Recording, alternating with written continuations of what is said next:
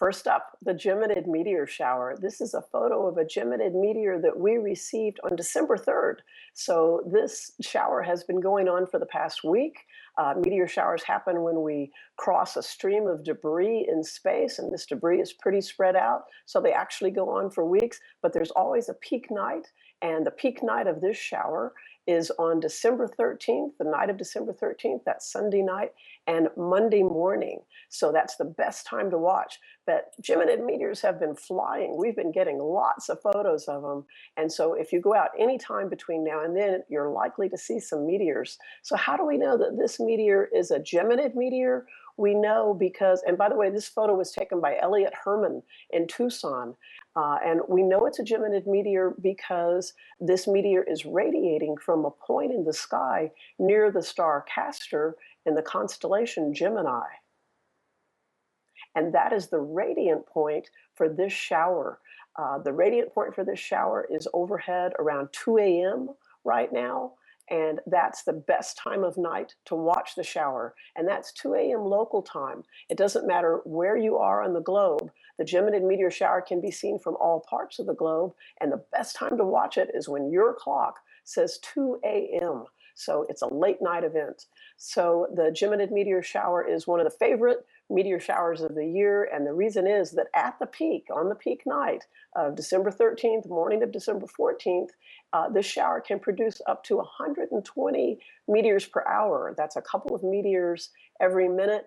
And that's an awesome thing to lie outside, go to a dark site, take along your lawn chair. It's great to go with a friend and the two of you lie back to back. As you can see from this artist's illustration of the radiant point, when the radiant point is highest in the sky around 2 a.m., the meteors are coming down all parts of the sky all around you. So if you're lying back to back with your friend, one of you can be looking one way, one of you can be looking another way. And when one of you sees a meteor, you can call out meteor and everybody can turn and look and see it. And it's a lot of fun to lie out there for an hour or more and just count how many meteors you see. And by the way, SLU is going to be having a show, a live show, where you can watch the Geminid meteor shower online. So even if you're clouded out, you'll be able to see it. How cool is that? Just check SLU's schedule. It's going to be December 13th. There was a lot of space news this week, and this is one of the greatest things that happened this week. This image, it's one of the highest resolution images ever sent back from the dwarf planet Pluto. And this image shows an area about 6 miles across. So this is part of the heart, that famous heart on Pluto. It's NASA calls this a shoreline on Pluto. It's not really a shoreline because there's no liquid water on Pluto, but you can see that there's two very different terrains going on here in this image. And that mountainous region, there actually are mountains on Pluto. Some of these mountains are 1.5 miles high. So there really are high mountains on this tiny little world. They're made of water ice, though. They're ice mountains on Pluto.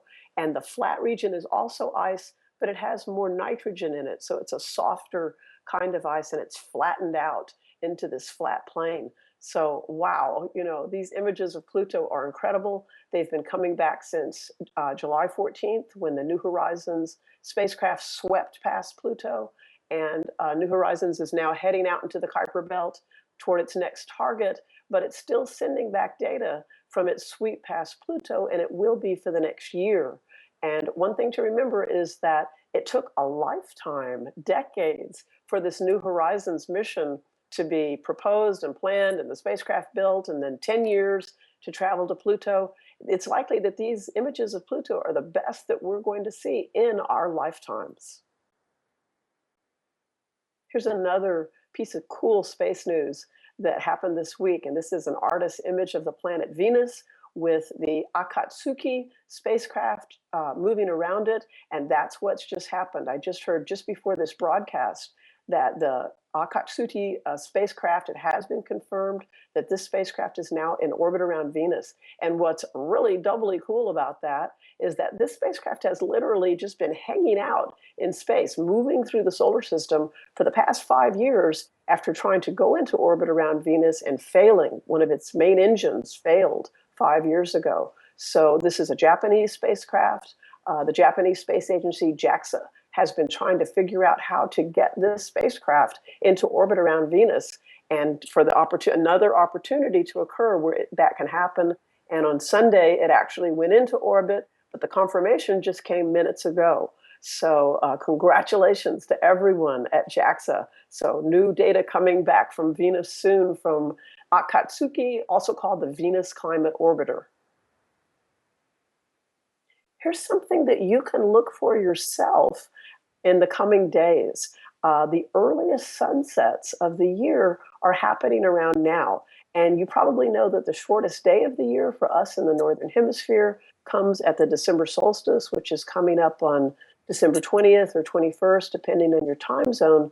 And you would think that the earliest sunsets come on the shortest day, but they don't. In fact, they come several weeks before the solstice. So this is just a cool natural phenomenon that many people notice, and that if you notice, you'll enjoy it for the rest of your life. So the exact date of earliest sunset depends on your latitude, but for 40 degrees north latitude, which is the latitude of New York City, Denver, Colorado, Beijing, China, Madrid, Spain, Naples, Italy, for that latitude, the earliest sunsets are coming this week. So, check your sunset times and notice it, and it's a very cool thing to notice. And by the way, you would think that the latest sunrises might come at the solstice also, because it is the shortest day for us in the Northern Hemisphere. But in fact, our latest sunrises for the Northern Hemisphere don't come until early January.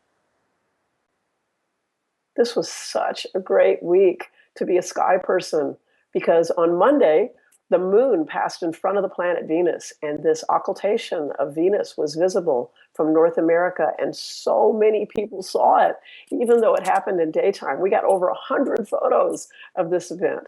And here, this photo is another photo by Elliot Herman in Tucson, and you can see the planet Venus, the very bright planet Venus, passing behind the edge of the moon. That's actually the lighted edge of the moon that it's passing behind. And it really surprised me and a lot of people that the lighted edge of the moon was fainter than the bright planet Venus. And you could see that in photograph after photograph. So thank you, Elliot Herman, and congratulations to everyone who took photos of this great event. If you'd like to submit an image to Earth Sky, you can do it by coming to our website and clicking the Submit Images button at any page at earthsky.org. So thanks to everyone who submitted. That's EarthSkyNews for this week. I'm Deborah Bird.